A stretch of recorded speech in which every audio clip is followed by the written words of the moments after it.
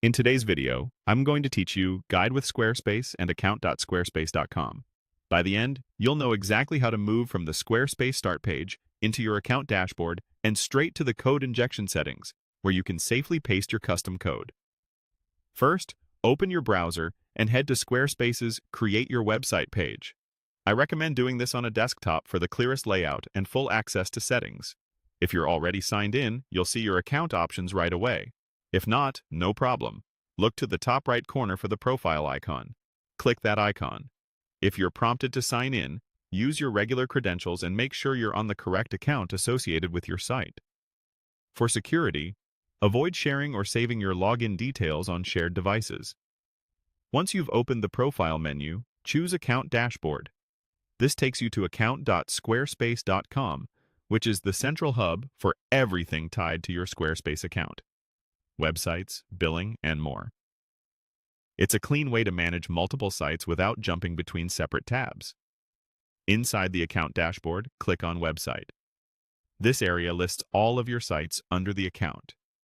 If you manage more than one, take a moment to confirm you're selecting the correct site before continuing. It'll save you from confusion later.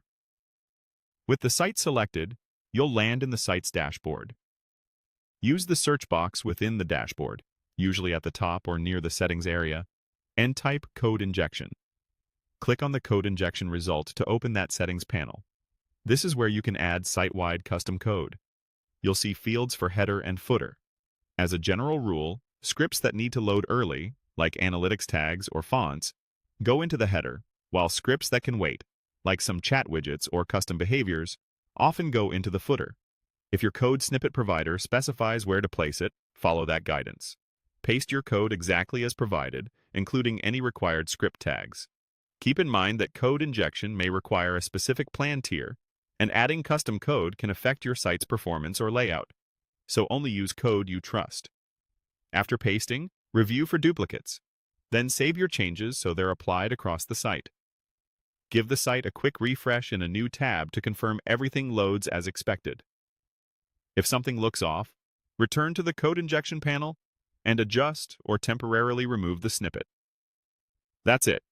Starting at Squarespace's website, accessing your account dashboard, opening website, and using search to reach code injection, and paste your code with confidence. Thanks for watching and happy building.